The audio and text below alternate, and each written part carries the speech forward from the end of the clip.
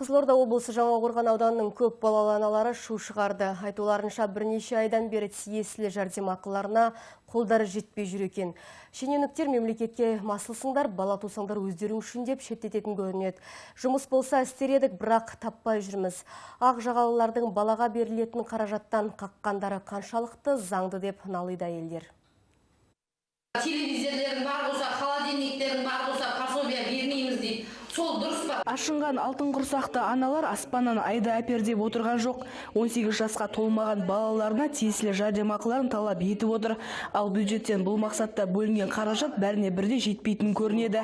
Сөйтіп олар кент әкімшілігі мен аудандық әлеуметтік бағдарламалар бөлімі арасында сабылып, әділдік іздеп жүр. Есдәулет аға айтады, бұл елбасының істеп отқан тірлігі ертең пенсияны да қысқартады, пособияны да қысқартады. Не істейсіңдер ал? Сендер не өкімет үшін тудыңдар ма не деп өйстіп тұрып айтты бізге. Алтын күміс алқа егелері масыл болмай жұмыс істегісі ақ келеді.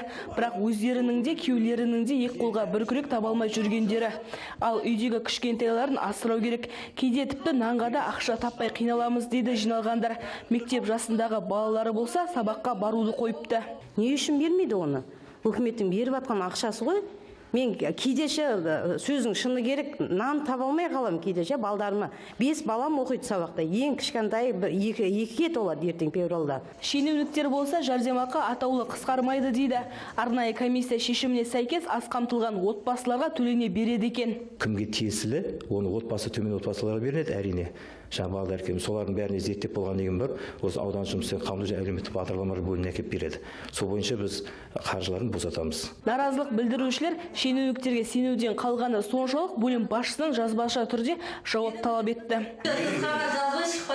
Ертең мен жұмыс уақыты бітті, ертең азында кентке барсаңыздар, кентке. Арызданушылар жылдың басы түсінбеушілік болған шығар деген сөздерге де иланбайды.